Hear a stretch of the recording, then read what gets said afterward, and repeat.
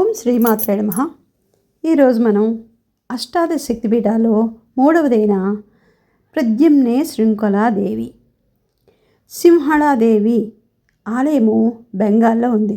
దాని గురించి చెప్పుకుందాం. శృంఖలములు అంటే సంఖ్యలు. అమ్మకు సంఖ్యలు లేవు. ఆమె విశృంఖల, సంఖ్యలు బంధనాలు లేనివి. కానీ భక్తులను అనుగ్రహించే కరుణాపరురాలు. అందువల్ల భక్త రక్షణ అనే బంధనాలున్నాయి ఆమెకి. ఆమె నడుముకి బాలింతలు వేసుకుని నడికొట్టు ఉంటుంది.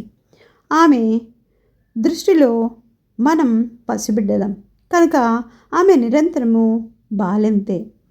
ఇట్టి బాలింత కట్టుతో ఆమె నిత్యం మనల్ని రక్షిస్తుంది. ఋష్యశృంగ మహర్షి భార్య అయిన శాంత శృంఖలాదేవిని అర్చించింది. వేదము చెప్పిన ధర్మ కర్మ మార్గాలను పాలించే ఈ జగన్మాత కరుణారస ప్రవాహ దృష్టి మనకు శుభం కలిగించుగాక. ఈ స్థల పురాణం గురించి మనం తెలుసుకుందాం. సతీదేవి అవయవాలు పడిన ప్రదేశాలు ఒక్క బెంగాల్ దేశంలోనే 10కి పైగా ఉన్నట్లు స్థానికుల వాదన. వాటికి తగ్గ ఆధారాలు కూడా అక్కడ లభ్యం అవుతున్నాయి. పూర్వకాలంలో ఇక్కడ గొప్ప ఆలయాలు ఉన్నట్లు దాఖలా ఉన్నాయి. ప్రకృతి వైపరీత్యాలు కావచ్చు, శత్రురాజుల పరదేశీయులు దండయాత్ర ఫలితంగా కావచ్చు, ఎన్నో క్షేత్రాలు ఆలయాలు నామరూపాలు లేకుండా పోయాయి. ప్రస్తుతం ప్రద్యుమ్నం దేశం ప్రస్తుతం పశ్చిమ బెంగాల్లో ఉంది. హుగ్లీ గల ప్రాంతం ఇదేనని పండితులు చెప్తున్నారు. మొదటి నుంచి వంగదేశంలో శక్తి ఆరాధన అధికం అవడానికి ఎన్నో ఆధారాలు ఉన్నాయి. నేటికి ఇక్కడ తాంత్రికారాధన అధికంగా ఉంది. వంగదేశంలో శక్తి గుడి లేని వాళ్ళు గ్రామం అంటూ ఏదీ లేదని చెప్పవచ్చు. గౌడ్ దేశంగా ఉండే ఖ్యాతిగన్న ఈ నేల ఒకనాటి పశ్చిమ బెంగాల్ తూర్పు బెంగాల్లో కొంత భాగం కలిసి ఉన్నది ప్రాంతం. అంగ వంగ కళింగ దేశాలు 3 శక్తి ఆరాధనకు ప్రసిద్ధి చెందినవి. అయితే కాలక్రమంలో ఏర్పడిన పరిస్థితుల దృష్ట్యా ఉత్తర ఉపాసకులు ఈ క్షేత్రాలను వేరే చెట్టుకు తరలించారు. ప్రస్తుతం హుగ్లీ జిల్లాలోని పాండోపా అనే గ్రామంలో ఉన్న శక్తిని శృంఖలాదేవి శక్తిపీఠంగా ప్రజలు విశ్వసిస్తున్నారు. కానీ ఇక్కడ ఆ పేరిట శక్తి క్షేత్రం లేదు. ఆ క్షేత్రంలో సతీదేవి కన్ను పడిందని కొందరు, చన్ను పడిందని కొందరు నమ్ముతున్నారు. ఇది అయినప్పటికీ ఈ క్షేత్రానికి శత్రువుల తాకిడి వంటి ప్రమాదాలు ఏర్పడటమే కారణం అని చెప్పవచ్చు. శృంఖల శబ్దానికి సంఖ్యల అని అర్థం. అయితే ఇది ఎటువంటి శృంఖం? అమ్మవారు మాతృమూర్తి, ఎటువంటి తల్లి. అప్పుడే ప్రసవించి ఉన్న బాలింత్రాలుగా గుర్తించారు. ఇటువంటి తల్లి నడుముకు వేసుకునే నడికట్టును శృంఖల అంటారు.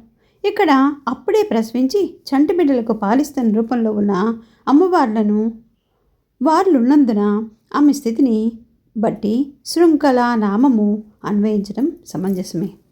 ఈ శక్తిపీఠ క్షేత్రంలోని మూర్తి ప్రతిబింబించేది మాతృప్రేమ.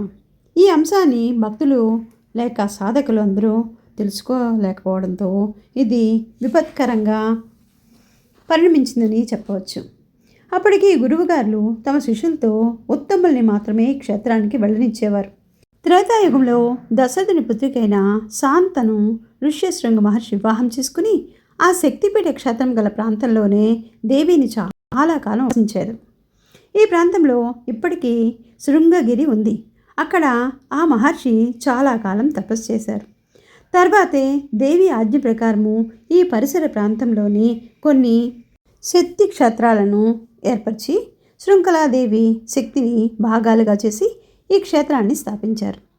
ఋష్యశృంగ మహర్షి స్థాపించిన దేవతలు కనుక స్థానికులు ఈ దేవతలను శృంఖలా దేవతలు అంటారని చెప్పవచ్చు.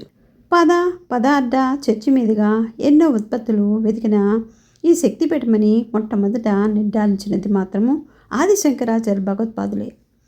కలియుగంలో 3000 ఏళ్ల అనంతరము శ్రీ శంకరాచార్యుల వారు మాహిష్మతి నగరం నుంచి శారదాదేవిని తీసుకుని వస్తూ ఈ ప్రాంతానికి వచ్చారు.